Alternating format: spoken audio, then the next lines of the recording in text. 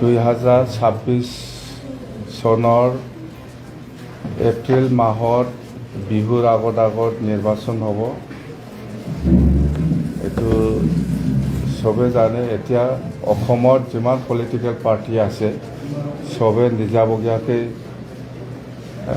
চিন্তা কৰি পেলাই কেণ্ডিডেট ডিক্লেয়াৰ দিলে। UPPLও দিছে, BJPও দিছে, কংগ্ৰেছো দিছে, AGP দিছে। অৰ্থাৎ যিমান পলিটিকেল পাৰ্টি আছে চবে নিজাববীয়াকৈ কেণ্ডিডেট দিছে। আমি হ'ল BPF এতিয়া NDAত আছে। NDAত যেহেতু আছে আমাৰ BPF ফালৰ পৰাও কিছু আমি চিট পাবলৈ সক্ষম হৈছে।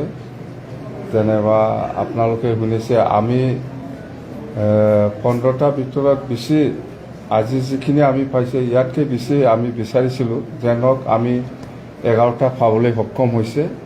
তো আমি ধন্যবাদ দিছোঁ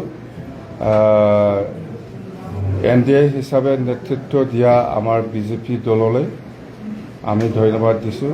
আমাক যে BTC অঞ্চলত 11টা চিট এৰি দিছে তাৰ কাৰণে মই অসমৰ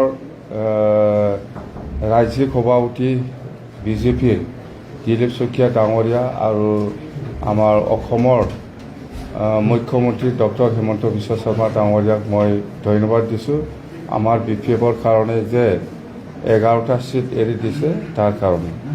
যেনক এতিয়া আৰু আমাৰ 11টা চিটত আমি আজি লাষ্ট মানে আজি আমি PMB বডি বহিছোঁ।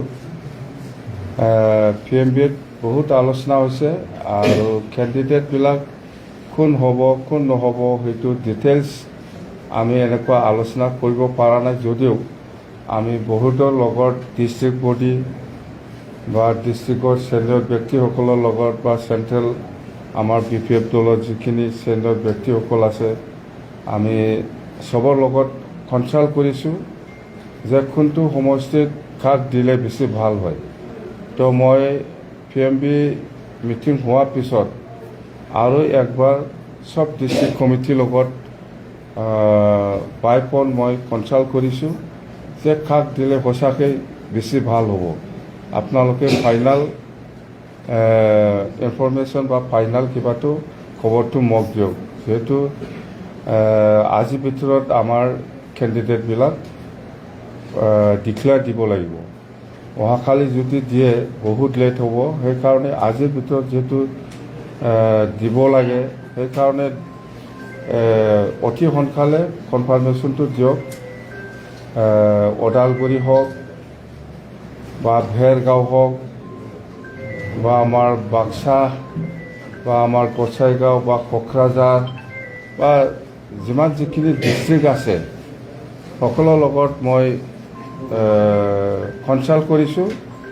কনচাল্ট কৰি পেলাই মই আননিমাছ এটা ডিচিশ্যনত আহিল। আননিমাছ হিচাপে ডিচিশ্যনত আহিল যে আমাৰ 11টা চিটত কাক কাক আমি কেণ্ডিডেট দিয়াটো ভাল হ'ব।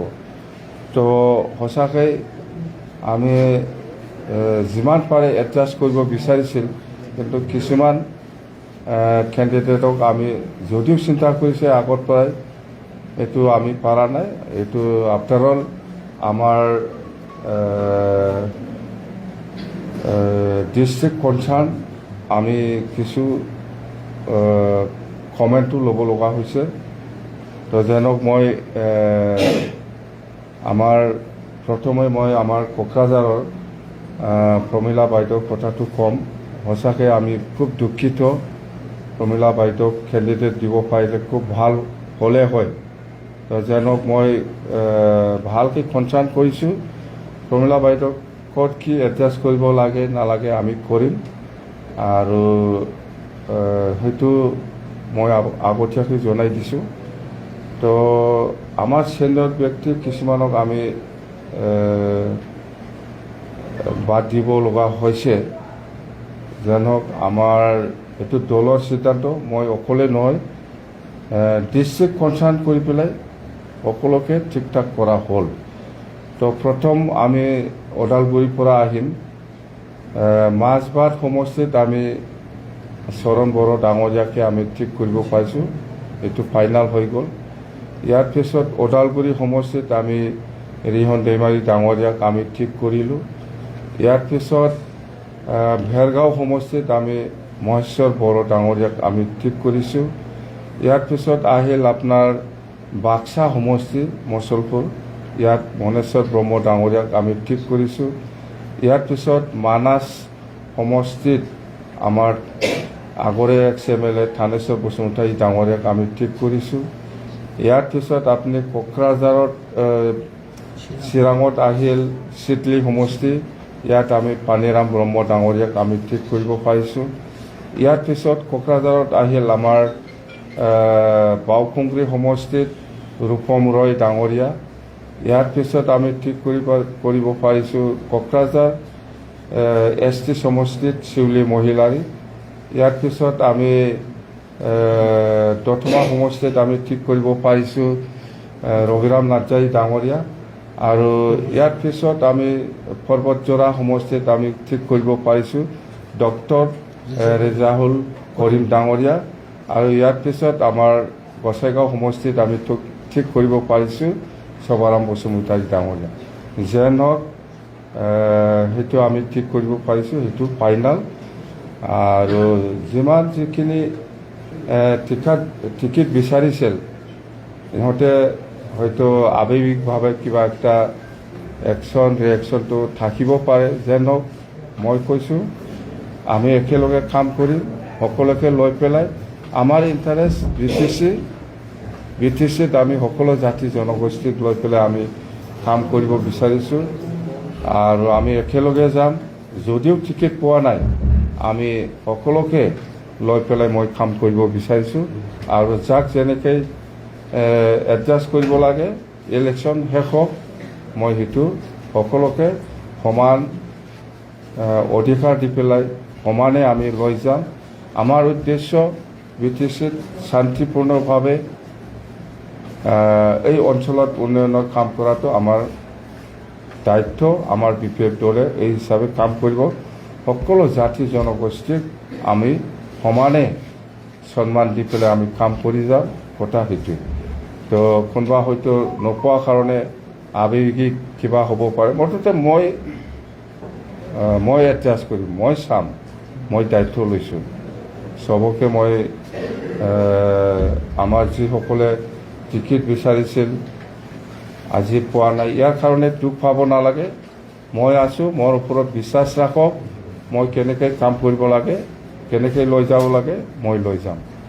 মুঠতে আৱেগিক কিবা একটাতো থাকিব, ময়ো জানো, কিন্তু এক্সট্ৰিম পৰ্যায়লৈকে যাতে আমাৰ যিসকলে টিকেট নাপায় মানে পোৱা নাই, সিহঁতে যাতে নিজকে যাতে অলপ কণ্ট্ৰল কৰি পেলাই থাকে, তাৰ কাৰণে মই অনুৰোধ কৰিছোঁ।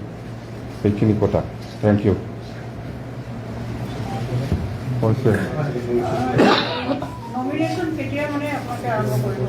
নমিনেশ্যন আমি অহাকালি ওদালগুৰিটো দিব বুলি কৈছে।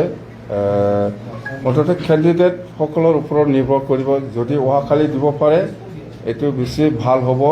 সকলোকে মই অনুৰোধ কৰিছোঁ, যদি অহাকালিৰ ভিতৰত দিব পাৰে, মই য'ত থাকিব পাৰে মই থাকিম।